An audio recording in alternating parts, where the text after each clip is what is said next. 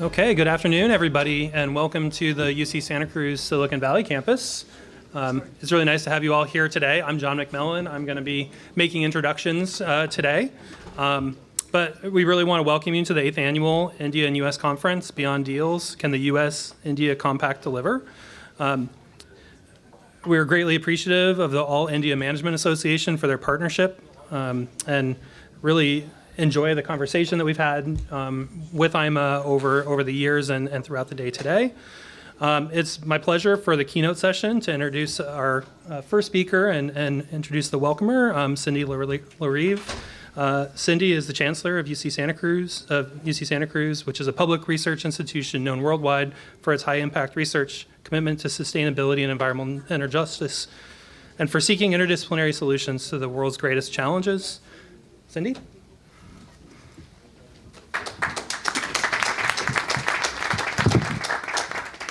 Well, good afternoon. Thank you, John. Welcome, everybody, to the U.S.-India Conference, co-hosted by AIMA, the All India Management Association, and UC Santa Cruz. We're honored to host this gathering for the third year. I want to recognize the esteemed members of the AIMA delegation, led by Sunil Kant-Majal and Director General Rekha Sethi. It was a privilege to join your National Management Convention in New Delhi just last month, and I'm delighted to welcome you back to our Silicon Valley campus. I deeply value the relationship that AIMA and UC Santa Cruz share. I also want to thank K. Shrikar Reddy, Consul General of India at San Francisco, for his presence today. It underscores the importance of this event and of the relationship between our two countries, a relationship, I will say, that I value personally very deeply.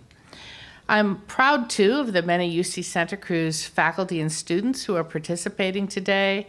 Our campus is a research powerhouse committed to high-impact work and to addressing the most pressing problems of our time. We meet today at an important moment in U.S.-India relationships.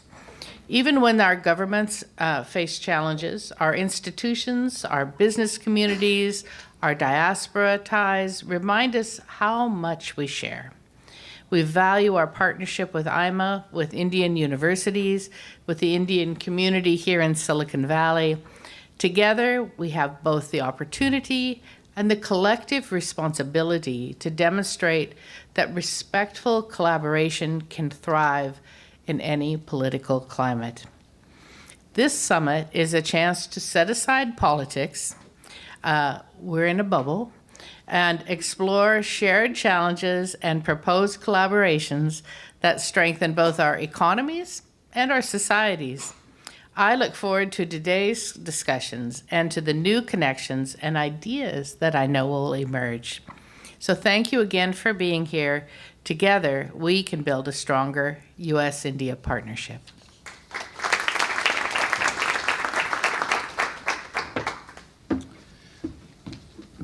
Thank you, Cindy.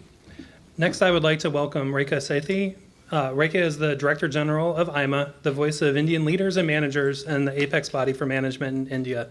She has led AIMA since 2008, deepening AIMA's relationships with the government in India and India's top industry leaders. Rekha, please.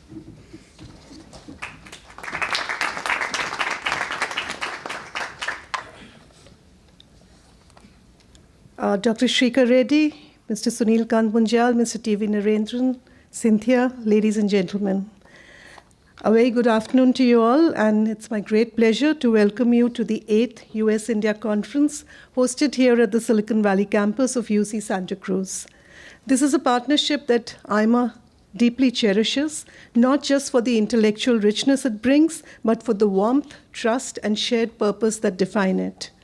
We've had the privilege of working with UC Santa Cruz on 3 editions of this conference, following 5 earlier ones with UC Berkeley. And I must say, each time we come together, this collaboration feels more like a reunion of kindred spirits than a formal engagement.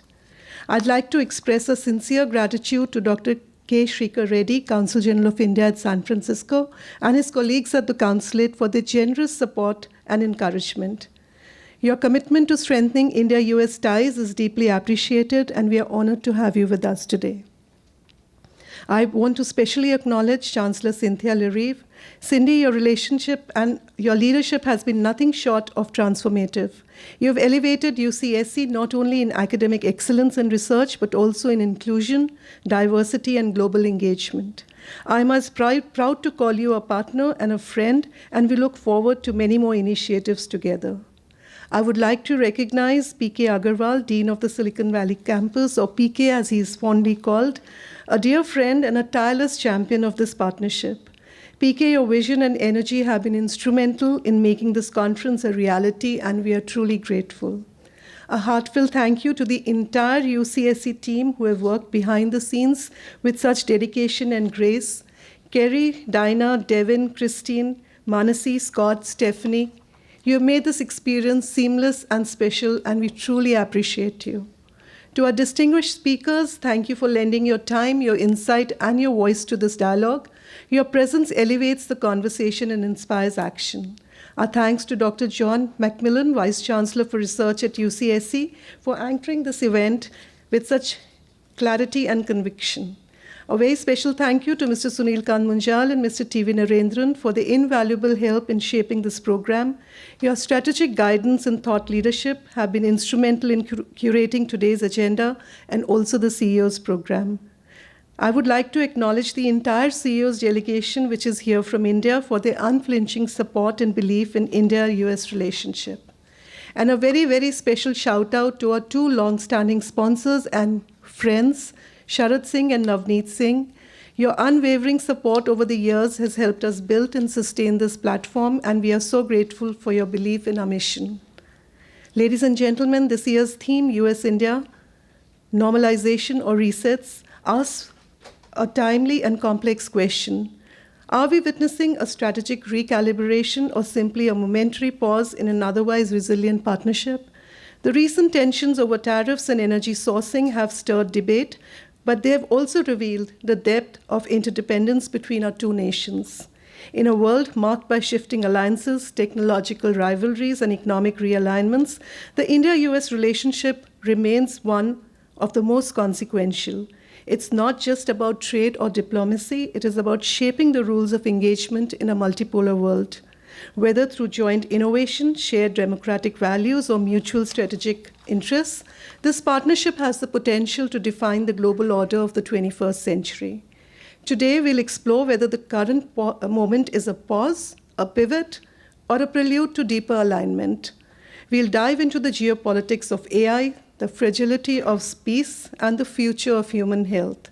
And through it all, we'll reaffirm the value of dialogue, collaboration, and shared vision.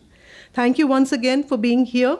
Let's make this a day of meaningful exchange and lasting impact. Thank you.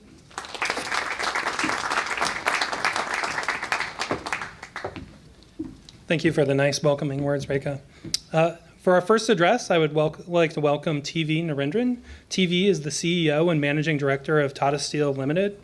As the CEO, he has overseen the organic and inorganic growth of Tata Steel. He also serves as the president of AIMA and is a fellow of the Indian National Academy of Engineering. In addition to that, he's involved in a number of education initiatives, being on the board of governors for multiple schools, including IIT Kharagpur. T.V.?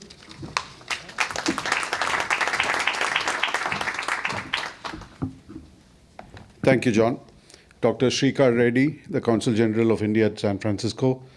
Cynthia Larive, the Chancellor, University of California, Santa Cruz.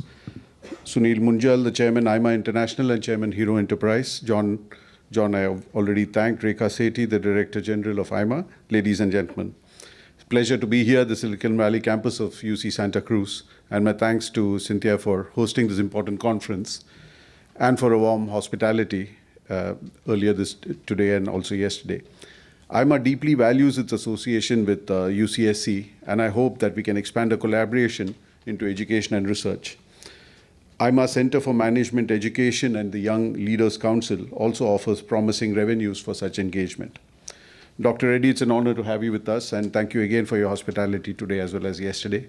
Your leadership in strengthening the US-India economic and strategic relationship is invaluable, and we look forward to your insights on how industry and academia can deepen their cooperation across borders.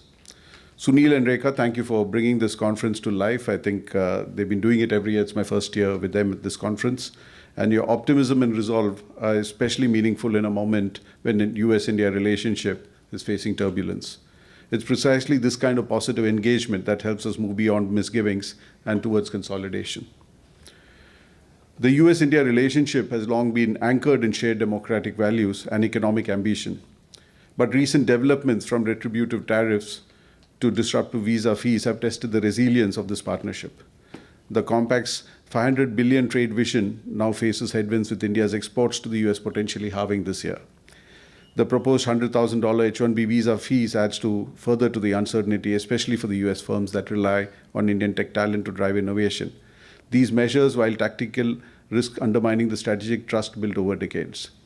Yet this moment of friction may also be a moment of opportunity to reset the terms of engagement with greater clarity, mutual respect, and a long-term vision.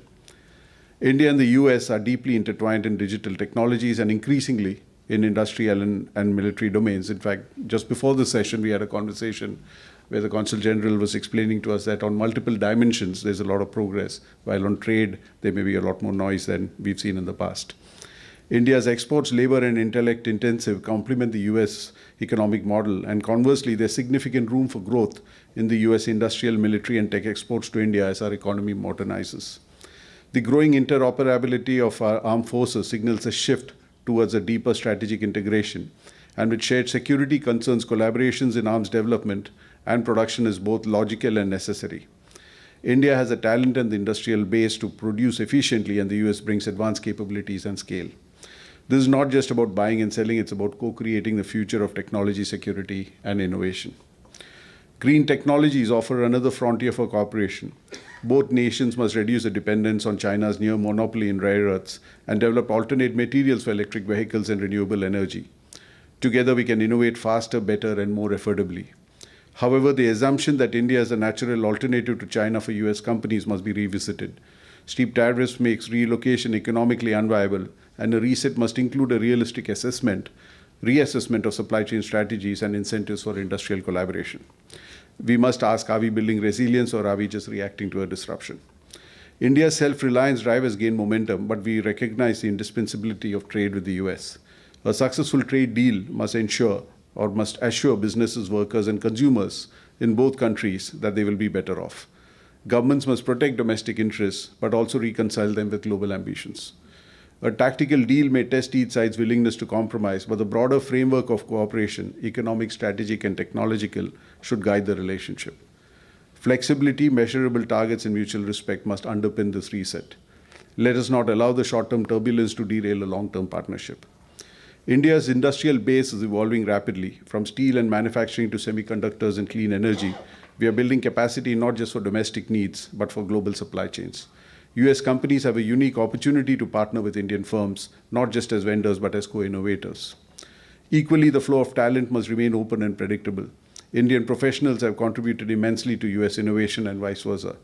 Disruptions in visa regimes or talent mobility can hurt both economies. A reset must include a renewed commitment to nurturing this human bridge.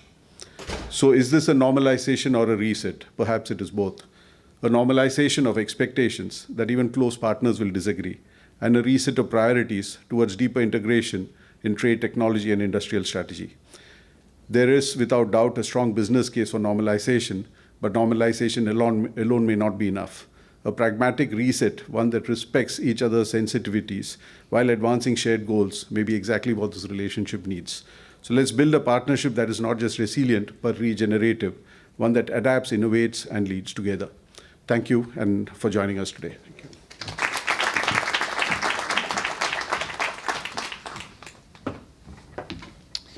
Thank you, TV. You know, the comments that you made about co-creating and co-invention are so meaningful at this moment in time as we think about all aspects of the work we do, really coming together as communities around that invention, and that creation is so important. So really, thank you for those remarks.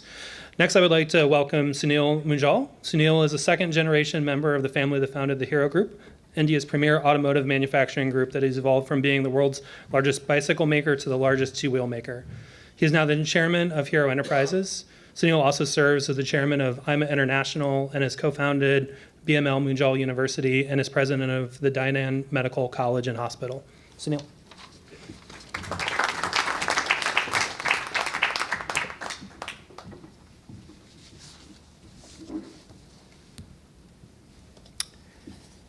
Dr. Reddy, Cindy, Naren, Rekha, John, PK, and friends. You know, I was just thinking a little bit earlier. We come here every year, and we have conversation in this very room. And many of the people here are the same faces one has seen earlier, and there are, of course, some new every year. So I was wondering, this question that we are asking, what do the people here think about this? We can stand here and pontificate, but I think this is an issue to do with people, much more with people than only policy. We have heard from the Consul General earlier, as Naren mentioned, there are many parts and many aspects of this relationship which are going on as if nothing's changed. But then why do we need to ask this question? There obviously must be something that has changed. So a normalization would be just comfort. But I think reset would be a regeneration right now.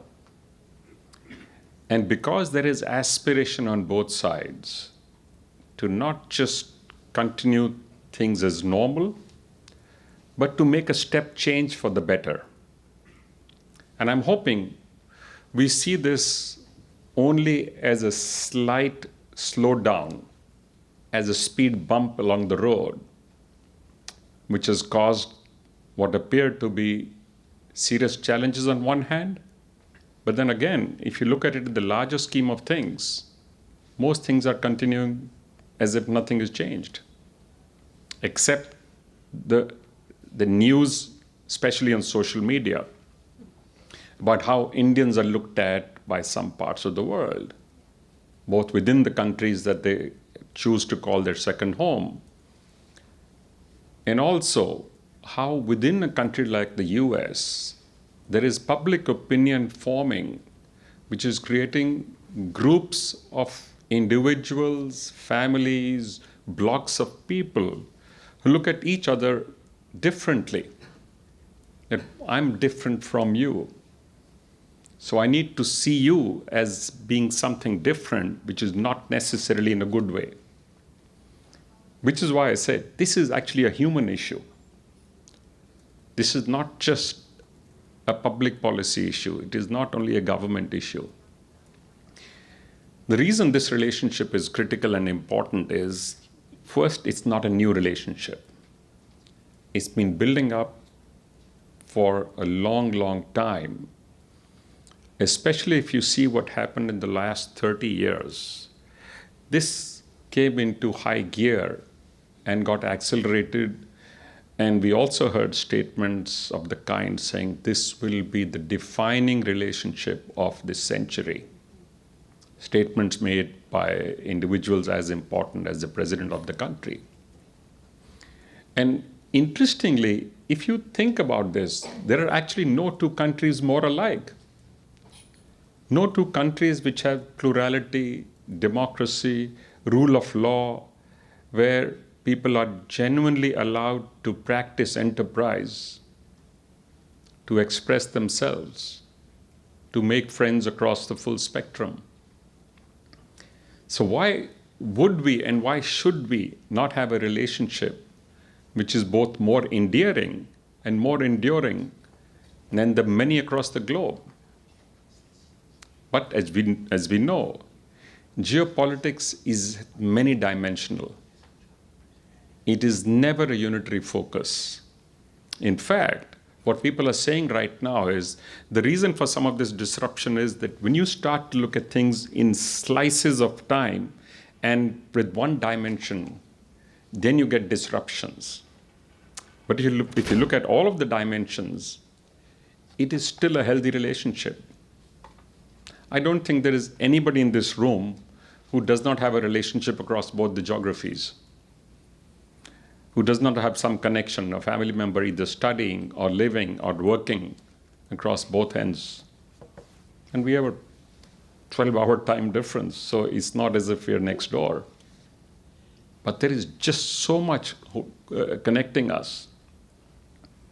Our roots in education, in research, in looking at big solutions of how do we actually bring back relief to the planet. We've abused this planet for a long time, and sustainability for a while became a fashionable word. But now of late, we find there are interesting solutions being found in many parts of the world. Can we figure out a way to pick the good solutions and figure out a way to transfer that knowledge on both ends? Can we look at the development taking place in biosciences and health? Because that truly matters. You have the largest budget in the world for healthcare, yet not all Americans get the care they need. We have a different problem in India. We have fantastic healthcare at the top end, but if you take 2 steps down, both the quality and the reach actually tend to suffer. But we do it at a cost, which is a fraction of the cost that's done here. So there is something to learn from both ends. If we can use the new technologies that are available, if we can use the magic of artificial intelligence to leapfrog a few steps and stages to find solutions, practical working solutions to big world problems, I think we would truly create the bridge that we are looking for. And I cannot think of 2 other countries better equipped than the US and India to do this together. Whether it's launching satellites, as you know, India does it at a fraction of the cost of any other country, and we have launched satellites for the US along with multiple other countries. Looking at weather patterns. There are just so many, the list is enormous, and the opportunities are phenomenal. So there is more than enough for us to focus on as things we can do in partnership and not in an adversarial manner. There will, of course, be competition, like in any 2 nations. On the margins, we will have competition in multiple areas. And that's absolutely fine. In fact, that's the way it should be. That's how we all stay competitive.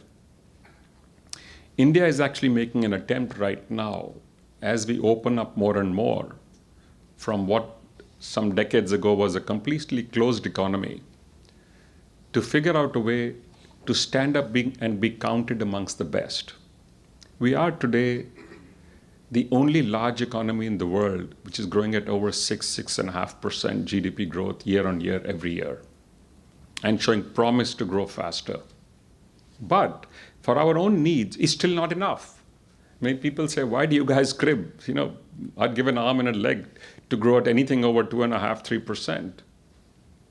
If you look at our own needs, we still have 800 million people in India who are being given free of cost food grain by the government of India, and this is public knowledge.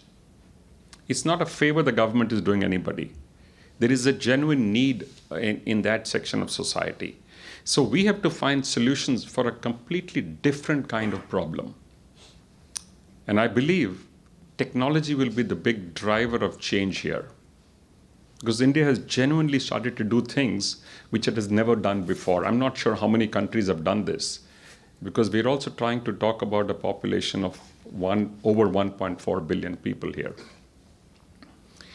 We have the most sophisticated public digital infrastructure right now, more than any other country in the world at this moment. We are in fact sharing this knowledge with multiple other countries on individual identities. We are the only country in the world where you can transfer money instantly at no cost. So the UPI, the system, which is the underlying foundational system, has now been shared with multiple countries, including countries like Singapore, who are using this for transferring money in their systems as well. So I am not overly worried in the long term, but I do have concerns in the short term. So let me spend a few minutes back on what we are doing in India, and then I'll come back to this question again as to why it's important. Because I believe we have outgrown the old playbook that we had on our relationship. We must now decide who writes the next one and how it's written, in what language it's coded, and also who reads that next playbook. We need to make sure that as wide a set or section of our population on both ends benefits from this relationship. The only tool I believe that we have for making a positive, sustainable change is here, is education. There is no other tool that can give you a positive, sustainable change. So the research, the innovation, the education that's going on, I think is the most powerful bridge which needs not just to be maintained, but needs to be nurtured and grown further. Going back for a minute to India, what we're doing in terms of infrastructure right now, I'm not sure how many countries have actually done this. If you look at what India is doing, we have 140 airports right now. We're building 150 new ones in the next 5 years. The plan is 2 years, but I think it's 5 years in which they'll get built, which again, it seems almost impossible if you look at what any other country has ever done. Our highway building program, if you look at the highways as we go down from the expressways to the state highways to going all the way down to the villages, it is the largest road building program ever on the planet. But our challenge is we have still not communicated this well outside of India as to all the good stuff. We do have many challenges. We've not, by a long shot, addressed all of them yet. But there is some really, really interesting good work going on. We've announced a new tax policy, indirect tax policy of late, which is making indirect taxation much simpler. 90% of goods have moved into one single rate of tax. We are looking at how technology can now be the big driver of change. So, and this, by the way, is the bridge which is actively working across both the US and India to look at space, to look at sustainability, to look at quantum computing. I'll leave for the Consul General to talk to us about this, because he's been in the middle of this conversation and this negotiation, which has brought about some wondrous developments. But at the same time, we do recognize that this hiccup that has come in at this moment needs also to be handled maturely. We need to figure out a way to get beyond this, to continue to build on the strength of this age-old relationship which has existed despite geopolitical interests being different. When you look at countries like Russia, like Pakistan, like Iran, both of us see this from a different lens. But that's okay. That's why this is, as they say, a wondrous world. But at the same time, we can continue to build a special relationship between the two nations, which will benefit us at all different levels, on trade, on commerce, on defense, on research, on space. And now, over the last couple of days, we've gone and visited some of the wonderful work being done here in technology, because we are sitting, which is at the hotbed of innovation. We find that the spirit of get up and go is not just not slowed down, it has actually accelerated. And every time we come here, you get both charged up and excited to go back and do more. So I want to thank all of you for being part of this conversation that we have every year, because we take back many good ideas when we go back from here. And our team, which is very, very diverse, the group that has come from India is made up of members from across, I've said this a few times now, across all geographies of India and all industry verticals of India. So I hope you will have time post this to spend and have a conversation with each other and hopefully make some relationships and connections which can continue to strengthen later on. So Cindy, once again, thank you very much. Thank you very much, Dr. Reddy, for being with us today. We truly appreciate this. Thank you very much.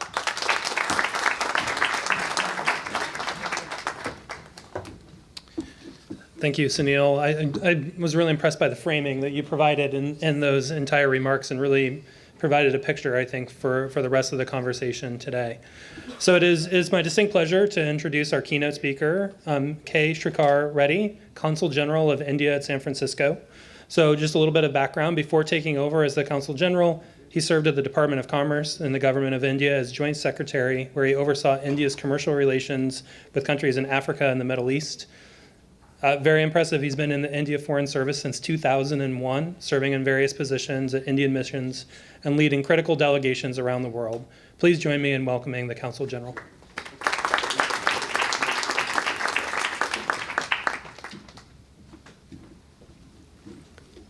Yeah, thank you, John, for your kind words of introduction. Mrs. Cynthia Lavi, Chancellor, UC Santa Cruz. Sri Sunil Kant Munjal, Chairman, AIMA International and also Hero Enterprise. Sri T.V. Narendran, President AIMA and CEO Tata Steel Limited. Distinguished, we also have Rekha Sethi, DG AIMA. All distinguished participants, ladies and gentlemen, Namaste, good afternoon. It is my honor and privilege to join you all at this 8th India-US conference organized by AIMA at this beautiful UC Santa Cruz campus in Santa Clara. I'm happy that this annual conference has become a good platform for dialogue and also to enhance collaboration between our two countries. I'd like to thank AIMA for bringing a high-powered CEO delegation and also organizing this conference every year. Let me take this opportunity to inform you about the recent developments in the Indian economy, including some of the measures taken by the Government of India to improve ease of doing business. And also I'll touch upon some of the aspects of the bilateral relationship. So as Sunilji has mentioned, Indian economy, Indian GDP is growing at a rate of 6.5%. In fact, today, the World Bank has upwardly revised the Indian GDP growth rate for the current year from 6.3 to 6.5%. Last week, the RBI, the Reserve Bank of India governor also revised it upwardly from 6.5 to 6.8%. As Sunilji mentioned, India is the fastest growing large economy in the world. And there are a lot of new developments, especially in various sectors. So as you're aware, with regarding to the startup ecosystem, India ranks third after US and China. We have close to 190,000 registered startups with our Department of Ministry of Commerce and Industry, and we have 118 unicorns. Just to give you an example, just last week we had a listing of urban company. Within a week of its listing, it gave 100% returns. And this week and also in the coming weeks, some of the unicorns like Grow and Physics Wala, Lenskarte, so these are expected to be listed. And I'm happy that some of the VC funds from the US that are invested in these companies will also benefit from the listings of these unicorns. And also, as Mr. Munjal mentioned regarding the digital evolution, especially the UPI, we have this digital public infrastructure with three elements. One is the digital ID, Aadhaar. We have given the digital identity to 1.3 billion Indian people. We have this payment interface, UPI, where real-time payments are happening. In the month of, I think, August, we had 2 billion transactions on a real-time basis. And we have a digital layer also, where data is shared between entities and people.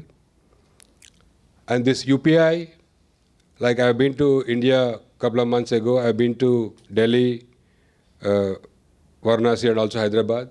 So even if I go to a small outlet or a roadside vendor, so they will not accept cash or cards. You need to simply scan a QR code and simply make the payment, and you will hear a sound from a speaker that so-and-so amount, whatever you have transferred, has been received by the shopkeeper. So even people without any formal education also, they are using this UPI tools. And also this has also brought a lot of people from the informal economy into the formal economy, and also this also enabled Indian government to transfer for whatever funds to the beneficiaries without any pilferage. And also, like this thing now is being implemented in various countries like France, UAE, Singapore, Mauritius. So many countries are willing to accept this. Even I think there are suggestions. I think even the Sundar Pichai of Google also wrote to the US government to implement UPI in the US also. And also India also has become an important manufacturing country, especially we have success in a couple of sectors, especially mobile manufacturing. Now India is the second largest mobile manufacturing in the world. So we are manufacturing around 18% of the global mobile phones, including Apple mobile phones and also Samsung. They are being manufactured in India. And even semiconductors, due to government effort, especially the Semicon India, the last few years we have seen an investment of over $18 billion US, and we have some 6 units. We are having one semiconductor plant by Tata Electronics, and others we have assembly, testing and manufacturing plant, especially one by the Micron, which is being set up in Gujarat. We are hopeful that they'll start producing the chips by end of this year. Even in the artificial intelligence, we have the AI India mission, which with like support of $1.3 billion US, we have a lot of elements in that mission. We have set up a computing capacity of close to 34,000 graphic processing units. This computing capacity is given at a very concessional rate or free of charge to especially startups, MSMEs, researchers, and also universities. And government is also trying to encourage Indian startups, AI startups, to come up with applications which will be useful in the socio-economic development, especially in the education, healthcare, and also agriculture, and also other applications like fintech and other sectors. And like the government has come up with this, we call it next generation reform, the GST reform. We started implementing from 22nd of last month. And we have simplified. Earlier we had 4 slabs of GST, 5, 12, 18 and 28. Now we only have 2 slabs, 5 and 18%. And also we have a certain commodities we charge 40%, especially commodities like tobacco, we charge 40%. But otherwise, this simplification of the GST has played a significant impact on the domestic consumption. Already we have seen during this festive month so much consumption, like a lot of people have already purchased or shown interest to purchase, especially auto and other consumer durables. So we are hopeful that this is going to play a significant role in like enhancing the GDP growth rate from 6.5 to 7 and 7.5%. And as Mr. Munjal mentioned, India needs to grow at 8% per annum to enable India to become a developed country by 2047, as like envisaged by our Prime Minister Narendra Modi ji. But the government is also making all efforts to simplify the ease of doing business and also attract FDI into India. And coming to the India-US bilateral relationship, as Mr. Munjal mentioned, there is a small bump with regarding to the bilateral trade relations because of the 50% tariff imposed by this administration recently. But India and US, we have partnerships in all areas of human endeavor. Let me inform you about the sectors where we are doing quite well. Like I'll start with the space collaboration.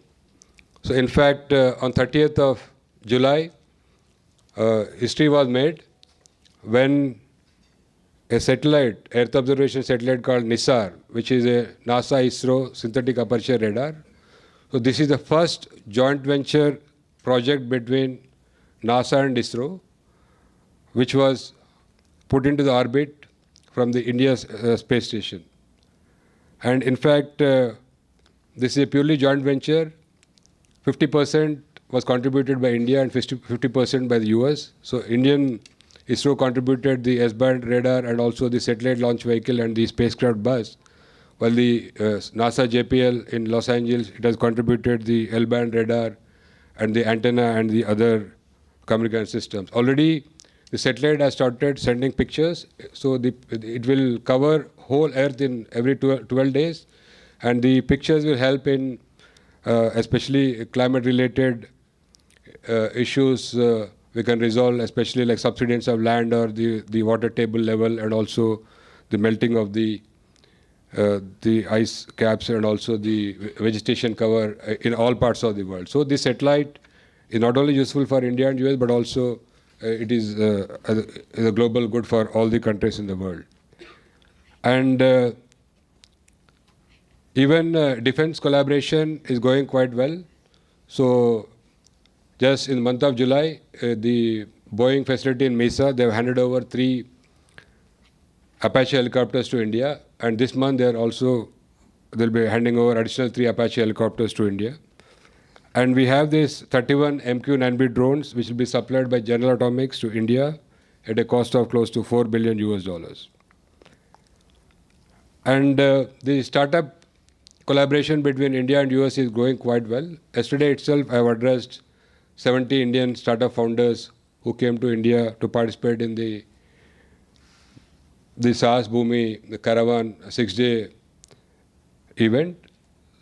So we see like Indian startups are coming to the Bay Area in large numbers, especially to benefit from the vibrant startup ecosystem. As you're aware, in the Bay Area, the Indian diaspora, we have, I think 50% of the startups at least have one Indian founder or a CEO of Indian origin. And also we have a lot of VCs where we have an Indian partner or an Indian in an important position. So I think the Indian startups are also coming in a large, and we are also concentrated also organizing a lot of events to facilitate like coordination with the local VCs and also making them to connect with the mentors and also benefit from the overall startup ecosystem in the US. We hope to continue. And one more thing I would like to inform that today, I think the governor signed a bill to declare Diwali as a holiday. So I feel this is a recognition of the contribution made by the Indian diaspora to the Californian economy, because as you know, Diwali is a festival celebrated by almost all Indians belonging to religions of Hinduism, Buddhism, Sikhism, and also Jainism. So I think this is a great day for us. Today, the governor signed this bill to make it a law. And the government of India also considers the Indian diaspora as a very important asset, and Prime Minister Modi ji holds all the Indian diaspora across the world, especially in the US, in high regard. So to reach out to the Indian diaspora and also to provide services at a more accessible level. So the government of India has opened 2 new consulates recently, one in Boston and other in Los Angeles.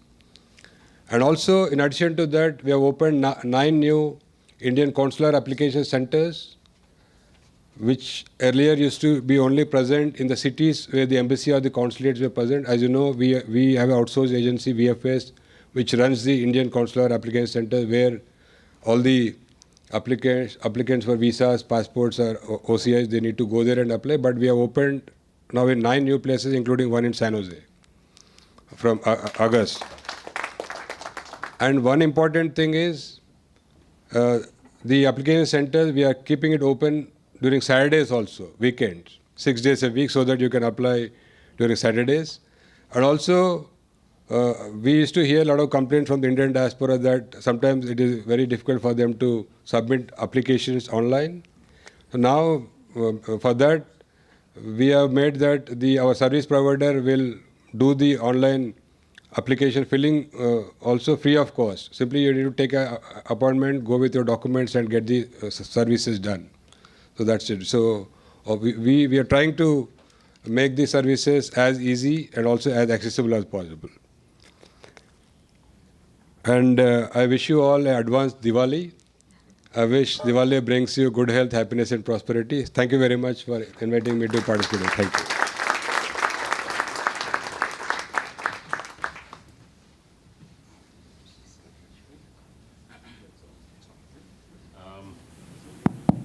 Thank you. The Consul General agreed to take a few questions if you have any, or you can fire them at anyone on the panel.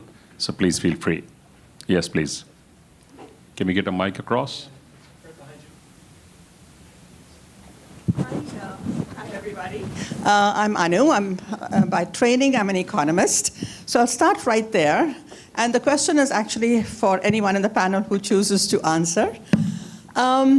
We have a very clear theory, but I won't call it theory. There's a common sense about how the free enterprise system really works very well. And there's a very defined role for government. And there are reasons that government should be operating, and we have that. But now we have things that have been totally upended. We have a US government that, to me, is operating like a private enterprise trying to maximize profits. That's the way we would always write. What is it that private enterprises try to do? Basically maximize profits. Maybe subject to some constraints, but maximize profits. Now in this situation, when the rules of interaction and negotiation have been so completely upended, doesn't it make sense for India to think about developing what I call countervailing power, which I would translate into really strengthening regional cooperation, hiding behind China's skirts or behind Mr. Jin's pants, whatever it takes. Does that as an alternative way to sort of negotiate this bump that we're seeing? I would love to hear both from the people who've come from India as well as from Mr. Reddy, Dr. Reddy, as to what you would think of that. Thank you. See, US is a very important economic partner of India. So just to give an example, like last year, the bilateral trade in goods and services was close to $212 billion US. While in trade in goods, India has a surplus of $45 billion US. And trade in services, more or less, it was even keel, and even the US side has 100 million trade surplus in trade in services. So while for the US, the Indian exports as a percentage of US import, it is 1.5%. For India, it is 18%. And India, as you know, we set a target to reach $500 billion US by 2030. And as you know, we set a target to become a developed country by 2047. So we need to expand economic collaboration with all countries, including important partners like US. And to answer your second question, so India and also is working to enter into trade agreements with many countries. So I was the negotiator for the India-UAE free trade agreement, and after that we signed an agreement with Australia, even recently with the UK. So we are in final stages of negotiation with the EU and also some countries in the GCC. So we are also trying to expand, but we need to have economic collaboration with all countries, including our important partners like US, so that India can grow at at least 8% per annum. I see 3 hands raised. So if you can fire all the questions in one go, because we have only 6 minutes more to go. So one to the gentleman here. He's saying 3 minutes. 3 minutes? Sorry. I'll be very quick. Very nice to see all of you. Question only, please. Question is, because AI, now the American government is putting visa fee, $100,000. And that is actually that's bad for United States, in my opinion. But I think it's going to help India more than US, because all the companies, Right. they go to India. Thank you. Got it. And I want Can you your go to the opinion. gentleman in the white shirt, please? Yeah, just a very simple question. We are doing pretty well on AI and all, but the two new waves are coming. One is a physical AI and one is a quantum, which will become really big in 5 to 10 years. Just want to hear what. This side, please. We have two hands raised here. If you don't mind, we'll just club them all together and try and answer. Sorry, this is not a question, this is a statement, but I've been helping Dr. Reddy with the India, this visa problem. I'm Monishi, the founder of IIT Startups and Pan IIT. Interesting thing has happened in the last couple of days. People in India who were worried about this $100,000 visa fee, they're saying, tell them to double it. I said, why? He said, you'll be surprised the number of GCCs that are looking for space in the 2-tier, 3-tier cities because they want to expand in India. I mean, this is going to be backfiring. So you're answering his probably. question. Thank you. Can we get one at the back, just behind you? Yeah, this gentleman. I'll ask the same question that I asked Mr. Piyush Goyal earlier this year. I'm a space industry investor and advisor.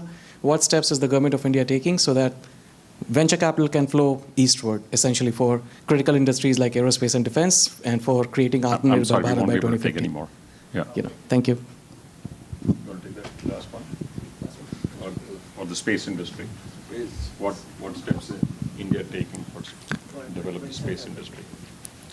No, we want to know if there's any specific problem and specific suggestion, you can please email to me. I will give my card after this, because we need to know what is exactly specific, because we allow investment in most sectors. Even I think private players are also now allowed in certain space industry also. So if there's any specific issue you are facing, please write us and we will take it up with the our authorities back home. So as an industry, it is growing in India right now, as you may be aware.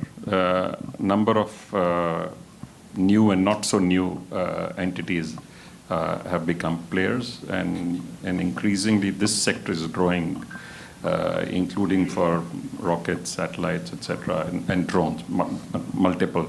So we'll go back to the earlier question was, is this good for India?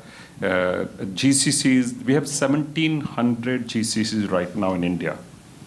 And new ones are being set up at the rate of 1 a week. These are global capability centers, which replicate almost the headquarters of many of the large global corporations.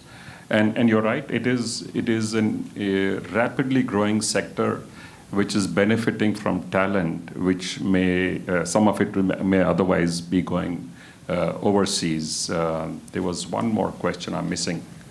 There was what was it going to be? On quantum. The quantum at this moment is not prevalent enough for anybody to take a strong view on how much it will do. That it can and will do a lot is almost certain. We are seeing India too, as you may be aware, taken on a quantum mission, and US is one of the partners that India is working with, along with some of the key companies from the US. There was one other question. So no, I think I'm saying it kind of answered your question, because the H-1B visas is both affecting individuals and it's affecting companies. Both are getting affected. Many of whom already had plans and now are looking for opportunities either within India. So it's both. It's not just H-1B. Even the student visas have actually got impacted. So we were talking with Cindy a little bit earlier. She has not seen it so much, but there are some other universities which have seen a drastic reduction in numbers of students actually applying or coming in. They have started to apply to other countries or to look for opportunities in India. India of late had opened up the possibility of global and foreign universities who come and set up campuses in India. Earlier it was only allowed in partnership. Now they're allowed to set up their own. So I believe this will also trigger another initiative of more global institutions coming and setting up in India, I believe more of them will be in partnership than on their own, because they're still quite concerned about reputational risk, about being able to manage the red tape of operating in India. While we are working on ease of doing business, I think we still have some distance to go.